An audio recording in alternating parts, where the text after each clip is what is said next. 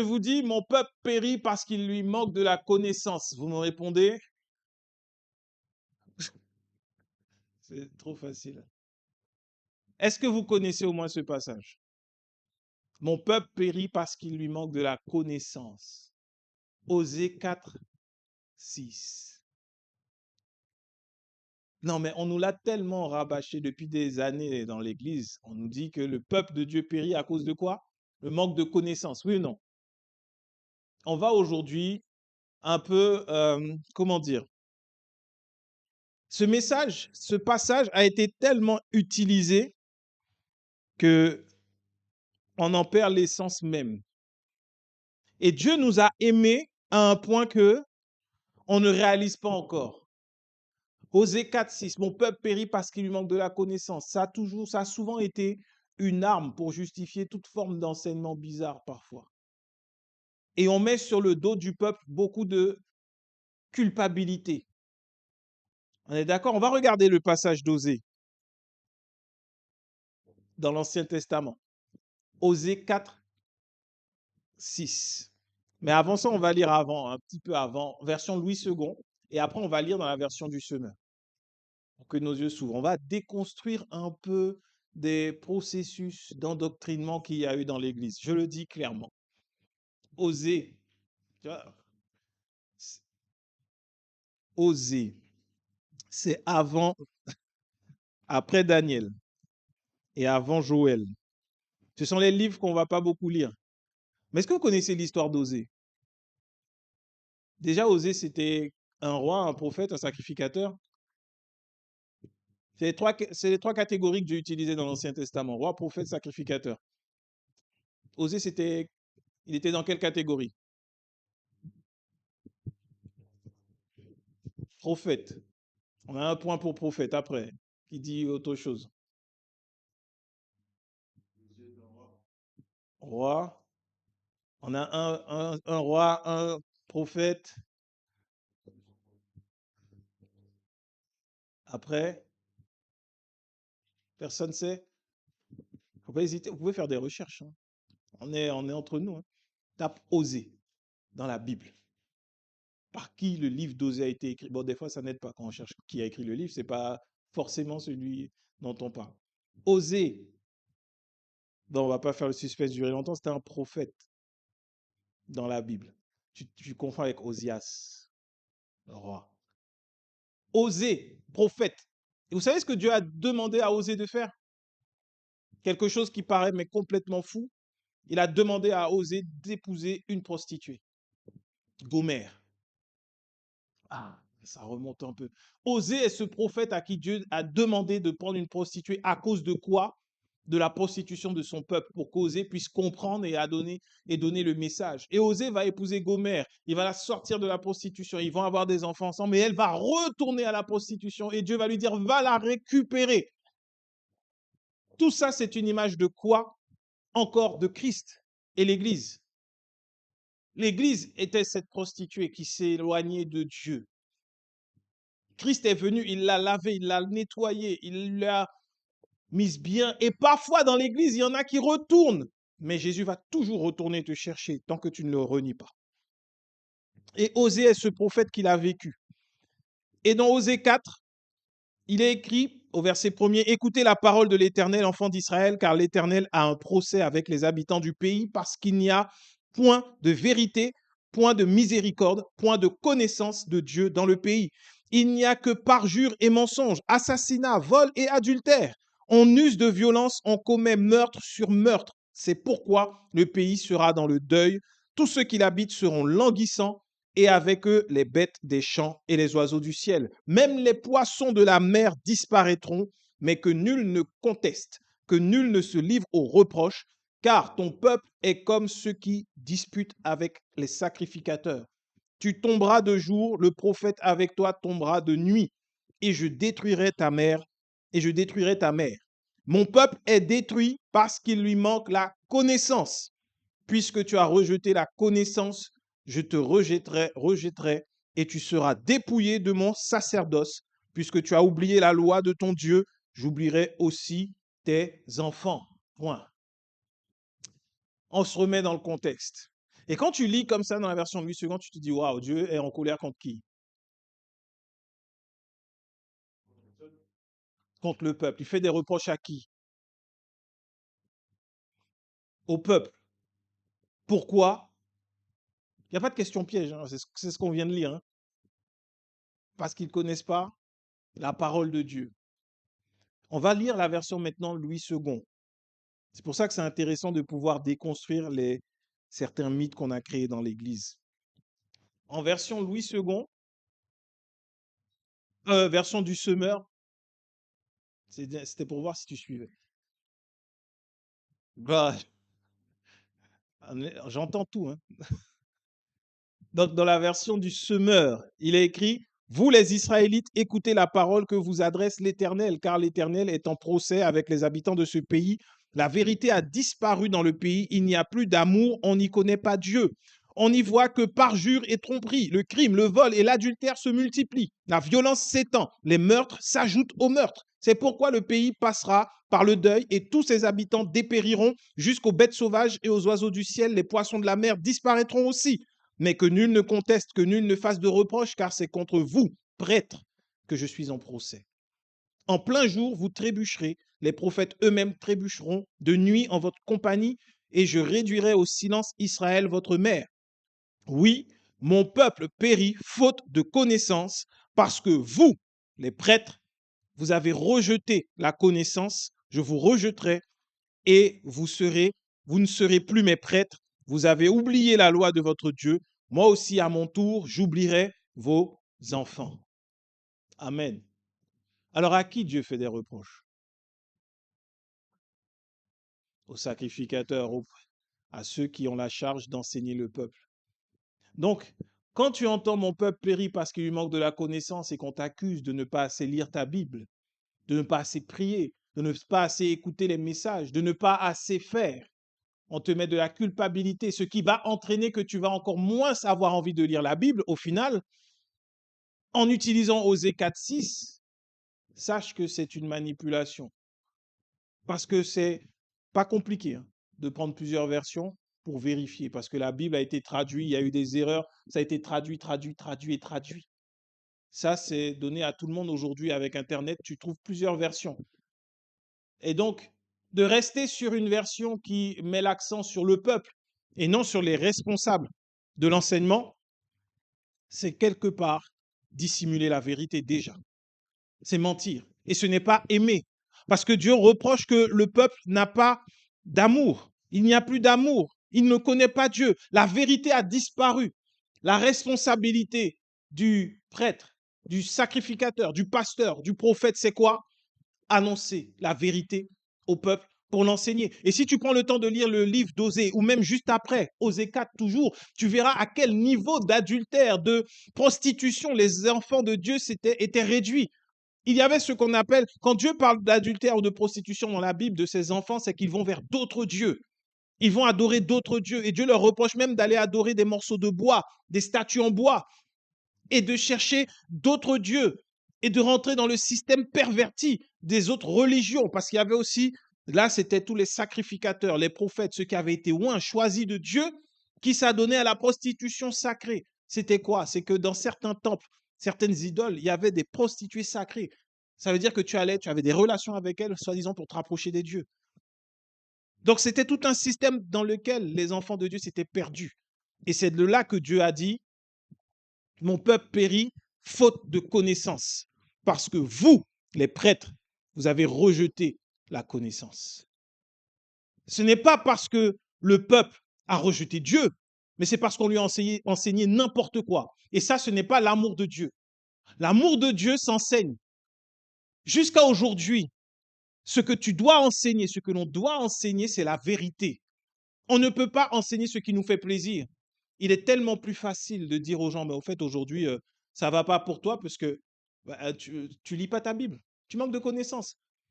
Alors qu'un pasteur, un enseignant de la parole, je parle bien de ceux qui enseignent, les docteurs, pasteurs, doivent prendre le temps avec ceux qu'ils ont sous leur responsabilité. Pourquoi? Pour les enseigner. Quand ils n'ont pas compris, de s'assurer qu'ils ont bien compris. Et ça ne va pas passer par les messages du dimanche seulement. Ça va passer par les échanges. Ça va passer par le temps passé à prendre soin avec la parole, parce que c'est la nourriture dont ont besoin les enfants. Et ce qui est triste et malheureux, c'est que dans le système établi, ce sont les sacrificateurs par qui Dieu passe pour nourrir le peuple. Mais quand le canal est bouché, si on met du scotch sur ta bouche, on peut mettre toutes les nourritures devant toi, tu vas rien manger du tout. Tu vas sentir, tu vas voir, mais tu n'as rien qui va rentrer dans ta bouche. Pourquoi? Parce qu'il y a un barrage. Et ce sont les prêtres, les sacrificateurs. Eux faisaient barrage à la vérité alors que Dieu avait donné sa parole, il a donné la vérité. Et quand on est dans l'Ancien Testament, dans ce système établi, dans ce système, ça veut dire que tout passe par eux. Et les enfants de Dieu, quelque part, deviennent les enfants des sacrificateurs. C'est pour ça qu'il dit à la fin, j'oublierai vos enfants. Il ne parle pas des enfants naturels. Et ça te rappelle le système, un système qui est très répandu aujourd'hui dans le milieu évangélique, c'est que désormais les pasteurs, les prêtres, les bishops, ce sont les papas et ils ont des enfants. Sauf que le chemin pour que les enfants soient nourris est obstrué par le mensonge, le manque d'amour. Donc les enfants périssent par le manque de connaissances. Et il y a une bénédiction qui ne peut pas leur arriver. C'est pour ça que Jésus disait, n'appelez sur la terre personne père. Parce que c'est à travers le Père que tu vas recevoir la bénédiction. Mais si ton Père, c'est un pasteur, un être humain, alors qu'il n'a pas donné sa vie pour toi, alors qu'il n'est pas dans la vérité, ce sera compliqué pour toi. Regarde le peuple dans Osée, à quoi il s'adonnait. Et si tu regardes un peu dans l'Église, tu vois que de là découlent des activités, des choses, des péchés dans l'Église. De la responsabilité de qui? Des prêtres. Parce que le peuple n'a pas la connaissance. Alors bien sûr, on va les accuser, on va accuser le peuple, on va lui dire, mais tu sais pas que c'est pas bon, tu sais pas que c'est interdit. Mais entre eux, il y a une différence entre savoir, comprendre quelque chose et juste en avoir la connaissance. Tu sais aujourd'hui qu'en France, il y a une armée. Tout le monde le sait, l'armée existe. Mais est-ce que tu connais le fonctionnement de l'armée? Est-ce que tu comprends le fonctionnement de l'armée?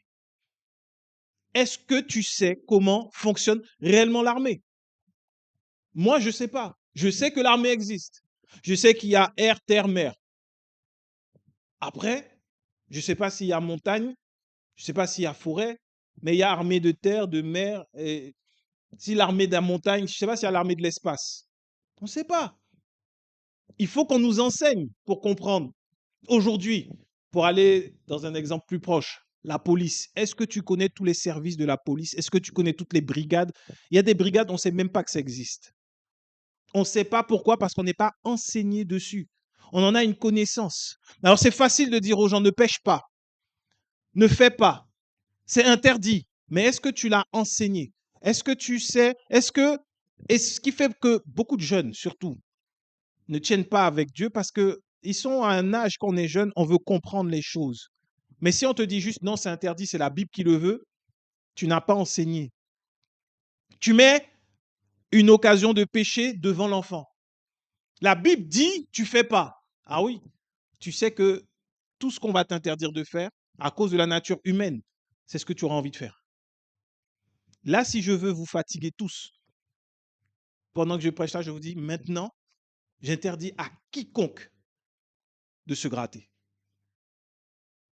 Là, si tu te grattes, tu vas être frappé. Et je ne sais pas pourquoi, mais c'est là que les démangeaisons arrivent.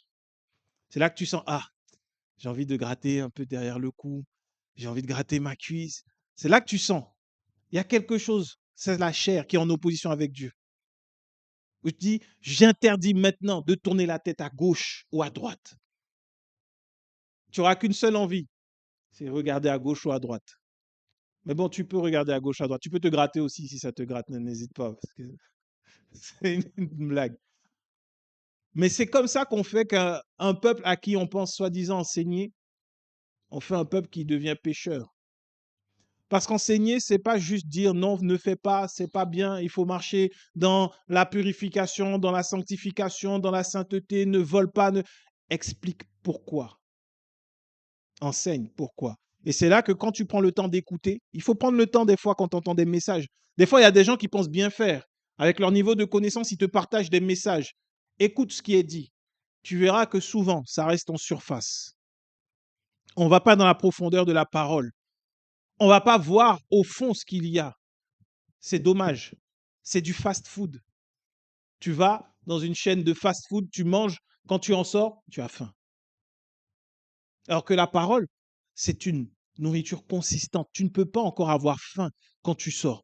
Tu ne peux pas avoir faim encore. Au contraire, tu es rassasié et tu vas même te dire, je vais prendre le temps parce que je n'ai pas tout assimilé. Il y avait tellement de choses, je n'ai pas tout assimilé. Donc là, je vais prendre un peu de temps pour reprendre verset par verset, passage par passage, parce que là, je n'ai pas tout compris.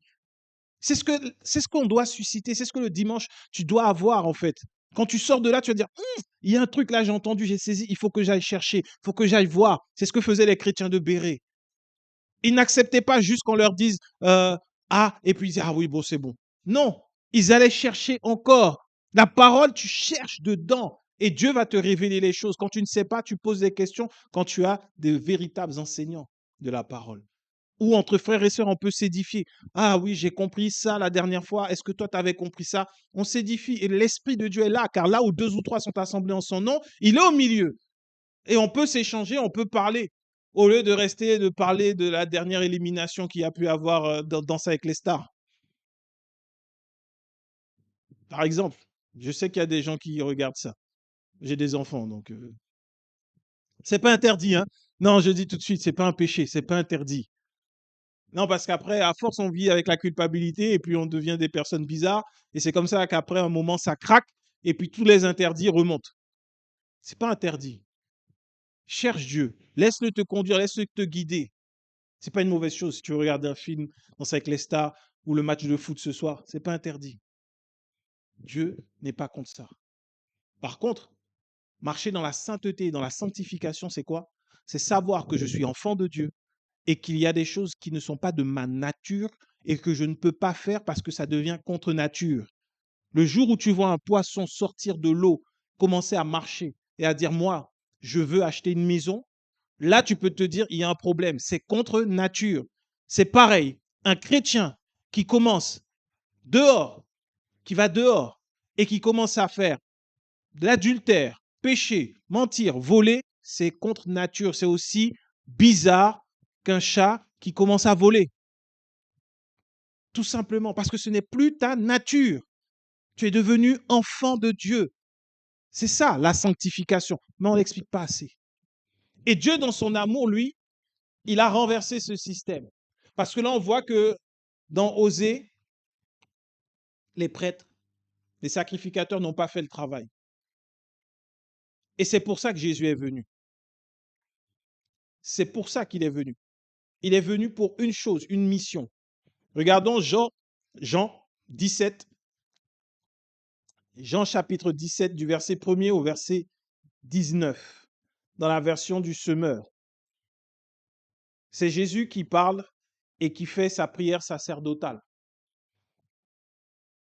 On va peut-être pas lire jusqu'au bout, mais on va commencer au verset 1er.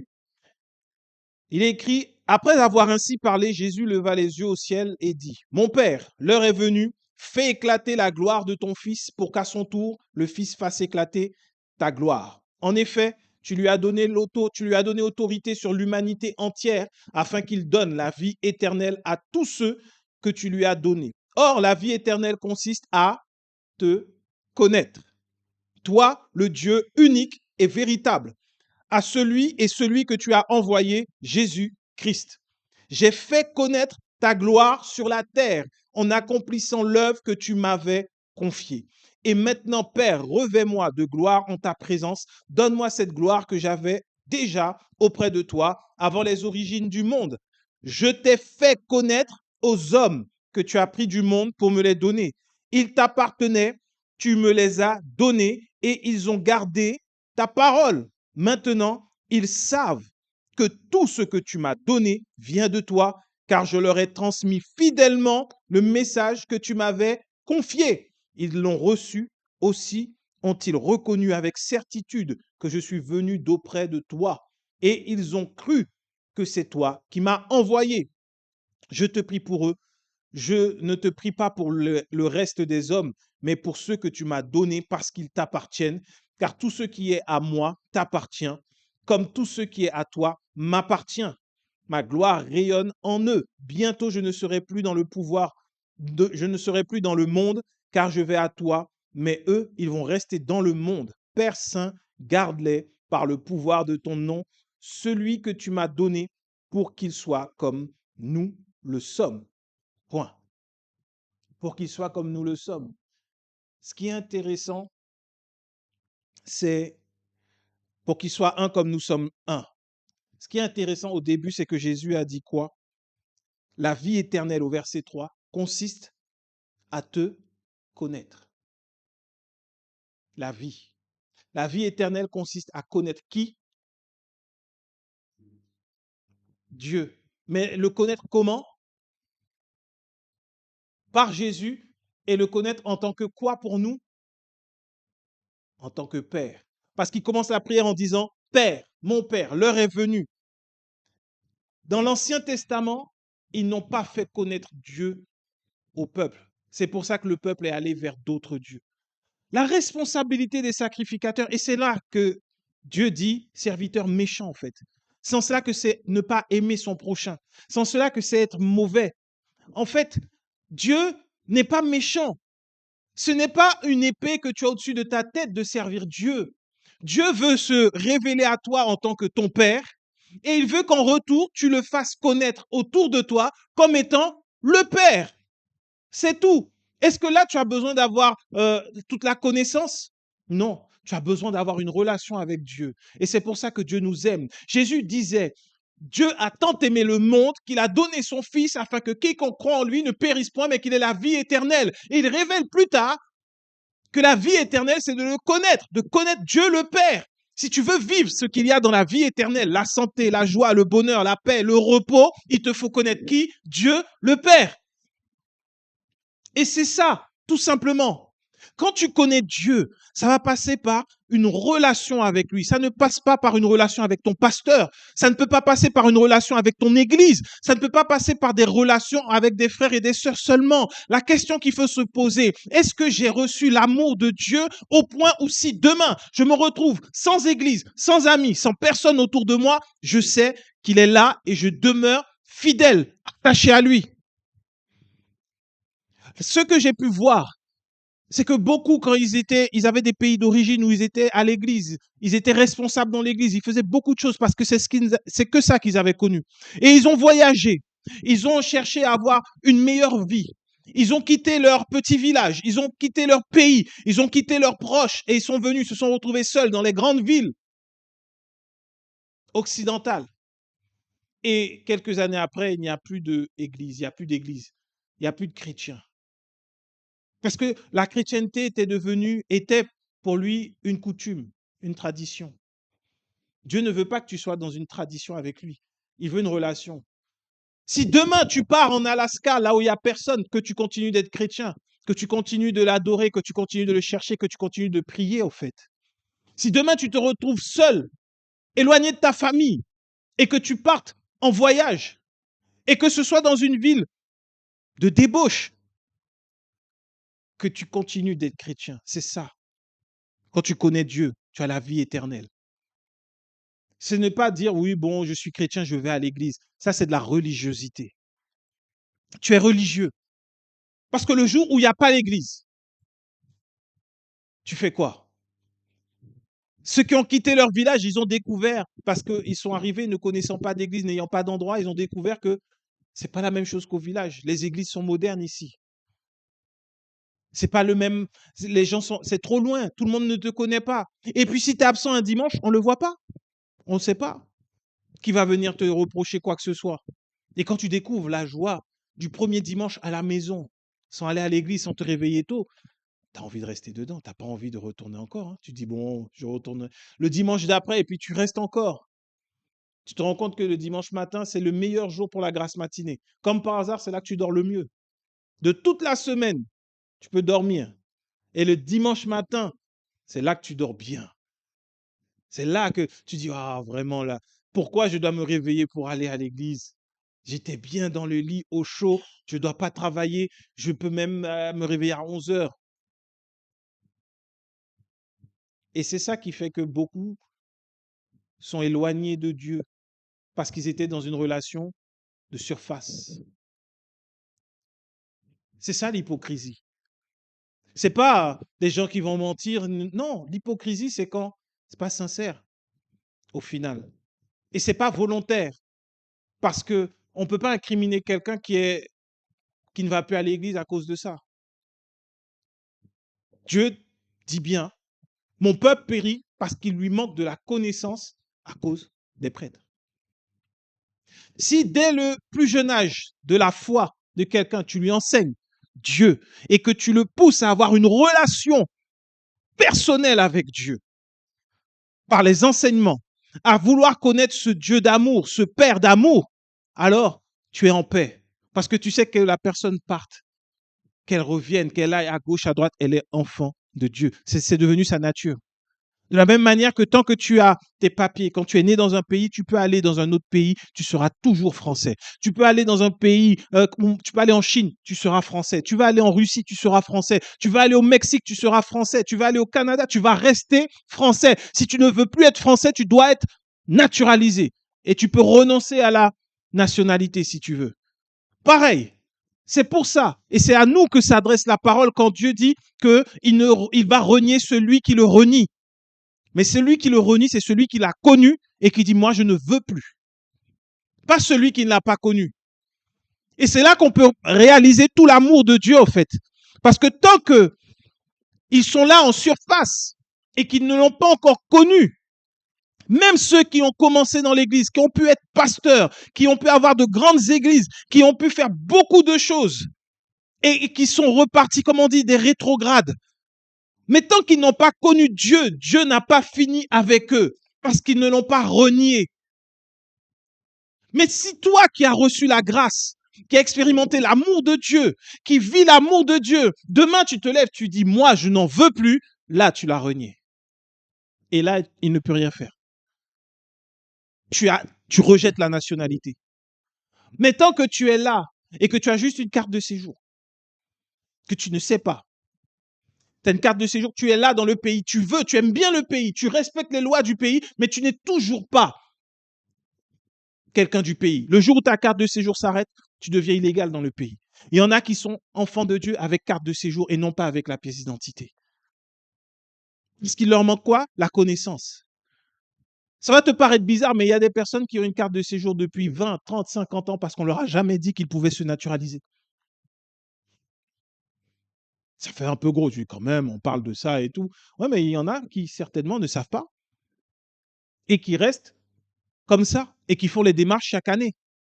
Mais parce qu'il y a des démarches à faire, beaucoup passent par la naturalisation parce qu'ils veulent ne plus avoir à aller tous les 10, 15, 20 ans, aller faire des démarches à la préfecture pour renouveler des papiers et être limité dans les droits.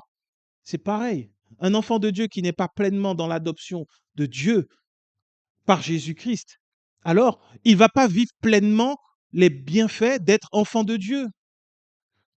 Tu peux pas les vivre pleinement. Et c'est ce qui fait que dehors, on a plein de personnes dans les églises qui prient, qui jeûnent, qui se battent, qui font beaucoup de choses pour essayer d'avoir des miettes, mais parce qu'ils ne sont pas totalement dans l'adoption, ils ne sont pas totalement enfants de Dieu, parce qu'il leur manque quoi? Le plus important, la connaissance de Dieu, la vérité, l'amour de Dieu. Ils connaissent les interdits, ils connaissent les règles, mais le cœur même de la bonne nouvelle, de l'évangile, ils ne connaissent pas cette bonne nouvelle. L'amour inconditionnel de Dieu qui fait que, peu importe ce que tu fais, tant que tu ne le renies pas, c'est pas fini. Il y a de l'espoir pour toi. Christ est là. C'est pour ça que Jésus disait, tu vois, je te les donne parce qu'ils t'ont connu ton nom, ils ont accepté ta parole. Et plus tard, tu vois, dans le passage, il dira maintenant, tous ceux qui écouteront aussi ce qu'ils vont dire, je te les confie. C'est pour ça qu'aujourd'hui, on a l'évangile. Parce qu'il y en a 12. Il y en a 12 qui ont décidé, nous, on va recevoir, on va croire. C'est l'amour de Dieu, en fait. Dieu est venu, il a envoyé son Fils. Et son Fils a fait connaître la gloire du Père. C'est ce que Jésus a fait, en fait. Le ministère de Jésus, c'était faire connaître le Père. tout ce que tu as vu Jésus faire, il disait, je ne fais que ce que j'ai vu mon Père faire. En fait, quand tu as vu Jésus, et c'est pour ça que lorsque tu comprends mieux maintenant quand les apôtres disaient, mais fais-nous voir Dieu. Il dit, mais attends, depuis le temps que je suis avec vous, vous n'avez pas vu Dieu encore. Mais tout ce qu'il a fait, c'est Dieu lui-même qui l'a fait, en fait. Ce que tu as vu Jésus faire, c'est Dieu qui l'a fait. Tu demandes à voir Dieu encore alors que Dieu est avec toi tout le temps. Et là, quand tu es dans une relation avec Dieu, quand tu le vis, c'est tout le temps. Il n'y a pas un moment où ça s'arrête. C'est pas à l'église où Dieu va être plus content de toi parce que tu es venu à l'heure, parce que tu sers. Il ne sera pas plus content. Mais parce que tu le connais, parce que quand tu te réveilles, tu sais que papa est là, parce que quand tu dors, tu sais qu'il veille sur ton sommeil, parce que tu ne t'inquiètes de rien, peu importe ce qui se passe. Même lorsqu'il y a des choses qui te paraissent pas normales, tu pries, tu dis, mais papa, qu'est-ce qui se passe? Ça, c'est pas ce que tu m'as promis. C'est ce qui nous donne la paix. On reste dans le repos. C'est pour ça que quand tu vois tes enfants vont à l'école, au travail, quand ils ne sont pas sous ton regard direct, tu es en paix. Il y a des gens qui ont pris des applications pour savoir où les enfants sont seconde après seconde. Et il y a plus précis, plus efficace que les applications. La foi. Fais confiance à Dieu. Il voit à la seconde même où l'enfant se trouve, ce qu'il fait, et il est capable d'intervenir et de dire stop. Il n'y a que Dieu qui puisse faire ça. Plus rapide que la police, plus rapide que toi-même. Il le sait. Mais pour ça, il faut que tu fasses confiance à Dieu pour tes enfants. Et c'est pour ça qu'il nous demande d'avoir la foi, d'être dans le repos. Parce que quand tu commences à t'inquiéter, tu dis, bon, Dieu sait bien, mais je vais quand même essayer de voir comment moi je peux faire. Parce que Dieu n'est pas là, tu ne le vois pas. C'est ça là qui empêche que parfois Dieu intervienne. Le manque de foi. La foi est cette passerelle entre les bénédictions de Dieu et toi. Par la foi. Tu les reçois par la foi. Il surveille toute ta vie. Il ne sommeille ni ne dort. Pendant que toi, tu es ici, il protège ta maison. Même si tu as laissé ta voiture ouverte toute la nuit dans un quartier compliqué, il y a une protection autour. Nous, enfants de Dieu, c'est pour respecter les lois du pays qu'on prend des assurances. C'est pour respecter la loi du pays. Après, je ne vais pas dire que il ne peut pas y avoir des accrochages. Tu es bien content d'avoir une assurance si tu as un accrochage, s'il y a un truc qui arrive. Mais entre quand tu l'utilises et la paix que tu peux avoir, il faut juste faire confiance à Dieu. En tout. C'est pour ça que dans les choix qu'il te fait faire, fais-lui confiance. Des fois, tu veux acheter telle ou telle chose et puis au final, tu fais non, c'est papa. Il a déjà vu jusqu'à la fin de ta vie. Donc, si là maintenant il te dit non, il sait pourquoi. Fais confiance. Mais pour ça, il faut qu'on te révèle que c'est ça le cœur de Dieu. L'amour véritable, c'est ça. Tu vas aimer ton prochain comme toi-même en lui parlant du Père que tu as. Tu vas aimer en lui parlant réellement du Père. En lui disant non, croire en Dieu, être enfant de Dieu, ce n'est pas être en prison. Ça, c'est être dans les griffes du diable. Avec Christ, nous avons la réelle liberté. Et désormais, parce que nous sommes plus sous la loi, nous sommes bénis, comme nous dit le livre des Éphésiens, en Jésus-Christ de toutes les bénédictions dans les lieux célestes. Nous sommes bénis en qui? En Jésus. Qui nous a fait connaître le Père? Jésus. À qui Dieu faisait des reproches dans l'Ancien Testament? Aux sacrificateurs. Et ils n'étaient plus là pour leurs enfants parce qu'ils passaient par eux et ils ont été un obstacle. Mais désormais, aujourd'hui, Hébreux 5 nous dit quelque chose d'intéressant. Hébreux 5, le verset 1 jusqu'au verset 10, version du Semeur toujours. Hébreux 5, 1, 10, version du Semeur. Il nous dit, tout grand prêtre est choisi parmi les hommes et il est établi en faveur des hommes pour leur relation avec Dieu. Il est chargé de présenter des offrandes et des sacrifices pour les péchés.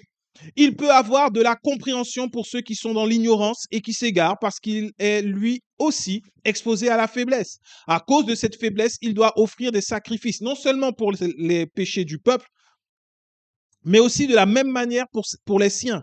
De plus, on ne s'attribue pas de sa propre initiative l'honneur d'être grand prêtre. On le reçoit en y étant appelé par Dieu, comme ce fut le cas pour Aaron. Il en est de même pour le Christ.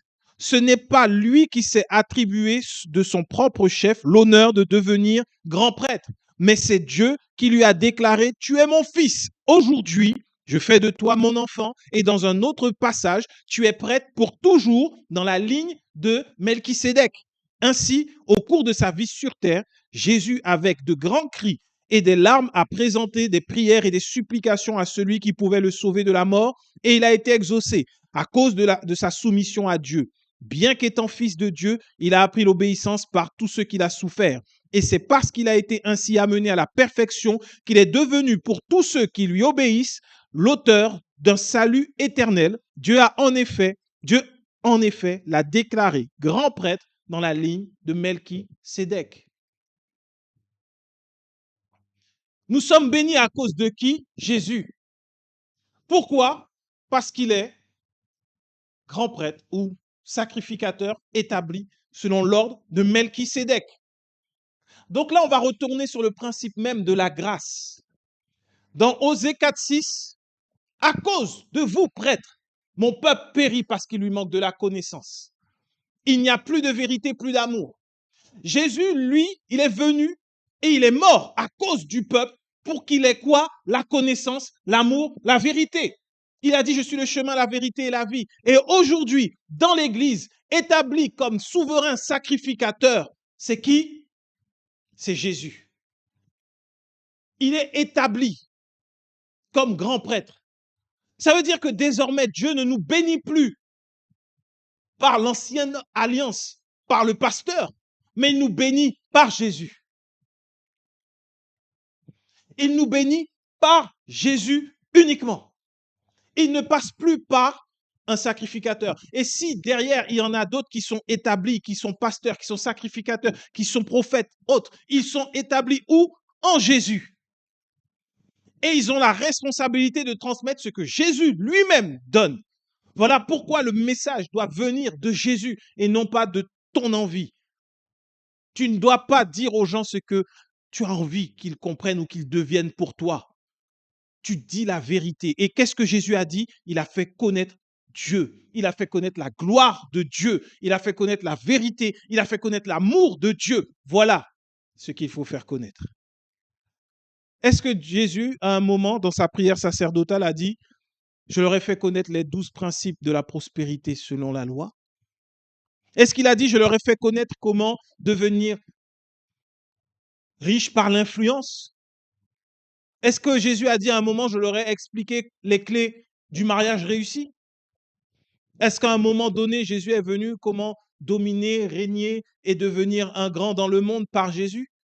Est-ce que c'est ce qu'il a dit? Non. Il leur a fait connaître Dieu le Père. Et Dieu le Père, ensuite, nous fait avancer. Et parce que Dieu veut continuer de nous bénir, il nous a donné Jésus comme souverain sacrificateur établi au-dessus de nous. Regardons Éphésiens pour terminer. C'est ce que Paul explique lui-même dans Éphésiens 1er, la Bible du semeur. Éphésiens 1. Paul, apôtre de Jésus-Christ par la volonté de Dieu, salue ceux qui appartiennent à Dieu, ceux qui sont à Éphèse, et qui croient en Jésus-Christ. Que Dieu notre Père, le Seigneur Jésus-Christ, vous accorde la grâce et la paix. Loué soit Dieu, le Père de notre Seigneur Jésus, le Christ, car il nous a comblés des bénédictions de l'Esprit dans le monde céleste, qui toutes sont où? En Christ. En lui, bien avant de poser les fondations du monde, il nous avait choisis pour que nous soyons saints et sans reproche devant lui. Puisqu'il nous a aimés, il nous a destinés d'avance à être ses enfants, qu'il voulait adopter par Jésus-Christ. Voilà ce que, dans sa bonté, il a voulu pour nous, afin que nous célébrions la gloire de sa grâce qu'il nous a accordée en son Fils bien-aimé. En Christ et en personne d'autre, parce qu'il s'est offert en sacrifice, nous avons été délivrés et nous avons reçu le pardon de nos fautes. Dieu a ainsi manifesté sa grâce dans toute sa richesse et il l'a répandue sur nous avec quoi? Sur abondance, en nous donnant pleine sagesse et pleine intelligence, que nous connaissions le secret de son plan, ce plan qu'il a fixé d'avance dans sa bonté en Christ pour conduire les temps vers l'accomplissement selon le plan. Tout ce qui est au ciel et tout ce qui est sur la terre doit être réuni sous le gouvernement de Christ. Et c'est aussi en Christ que nous avons été choisis pour lui appartenir conformément à ce qui avait été fixé. Celui qui met en œuvre toutes choses selon l'intention qui inspire sa décision. Ainsi, nous avons été destinés d'avance à célébrer sa gloire, nous qui les tout premiers avons placé notre espérance dans le Messie. Et en Christ, vous aussi, vous avez entendu le message de vérité. Cet évangile qui nous apportait le salut, oui, c'est aussi en Christ que vous avez cru. Vous avez obtenu de Dieu l'Esprit Saint qu'il avait promis et par lequel il vous a marqué de son sceau pour lui appartenir. C'est cet esprit qui constitue l'acompte de notre héritage en attendant la délivrance du peuple que Dieu s'est acquis. Ainsi, tout aboutit à célébrer sa gloire. Pour toutes ces raisons, moi aussi, après avoir entendu parler de votre foi au Seigneur Jésus et de votre amour pour tous ceux qui appartiennent à Dieu, je ne cesse de dire ma reconnaissance à Dieu à votre sujet quand je fais mention de vous dans mes prières. Alors je demande que le Dieu de notre Seigneur Jésus-Christ, le Père qui possède la gloire, vous donne par son esprit sagesse et révélation pour que vous le connaissiez. Qu'il illumine ainsi votre intelligence afin que vous compreniez en quoi consiste l'espérance à laquelle vous avez été appelés. Quelle est la glorieuse richesse de l'héritage que Dieu vous fait partager avec tous ceux qui lui appartiennent. Et quelle est l'extraordinaire grandeur de la puissance qu'il met en œuvre en notre faveur, à nous qui plaçons notre confiance en lui. Cette puissance, en effet, il l'a déployée dans toute sa force, en la faisant agir dans le Christ lorsqu'il l'a ressuscité d'entre les morts et l'a fait siéger à sa droite dans le monde céleste. Là, le Christ est placé bien au-dessus de toute autorité, de toute puissance, de toute domination, de toute souveraineté, au-dessus de tout nom qui puisse être cité, non seulement dans le monde présent, mais aussi dans le monde à venir. Dieu a tout placé sous ses pieds et ce Christ qui domine toute chose, il l'a donné pour chef à l'Église, qui est son corps, lui en qui habite la plénitude du Dieu qui remplit tout en tous. Amen. J'ai pris tout le passage parce qu'il parle clairement, bien plus clairement que ce que moi je pourrais dire. La Bible nous enseigne toujours. Paul parle de la connaissance de Dieu. Il parle de Christ établi comme chef au-dessus de nous, au-dessus de l'Église. Il parle de la bénédiction reçue à travers Christ uniquement et personne d'autre. Il parle de l'Esprit qui nous a été donné comme étant un acompte de l'héritage que nous avons. Et il parle également de la surabondance de la grâce. Ça veut dire que déjà l'abondance, c'est bien, mais la surabondance, ça veut dire que tu ne manqueras jamais de grâce. Et le tout est ramené à une personne, le Christ. Jésus est mort pour que nous puissions connaître pleinement Dieu en tant que Père, pour que ce ne soit plus limité, pour qu'on ne puisse pas dire « Ah, Dieu, il est dur, il est exigeant, il est méchant ». Quand tu as vu la vie de Jésus, quand tu as regardé les miracles qu'il a opérés, quand tu vois le pardon qu'il accordait, quand tu vois le sacrifice qu'il a consenti pour nous, tu peux dire que le cœur de Dieu n'est pas un Dieu père fouettard méchant. Dieu, il est bon, il est doux, il est amour, il est parfait. Et c'est lui que nous devons révéler au monde. C'est lui que le monde doit connaître. Les hommes de l'époque de Jésus n'ont pas supporté ça. Ils l'ont tué, ils ont voulu le tuer. Il s'est offert en sacrifice. Mais aujourd'hui, nous qui avons Christ, qui avons tout pleinement en lui, la surabondance de grâce pour nous, parlons simplement du Père. Tu n'es pas évangélique, tu n'es pas catholique, tu n'es pas charismatique, tu n'es pas pentecôtiste, tu es enfant de Dieu. Voilà ce que dit la Bible. Tu n'es même pas chrétien, parce que chrétien, c'était l'appellation qu'avaient donné des peuples pour se moquer des enfants de Dieu.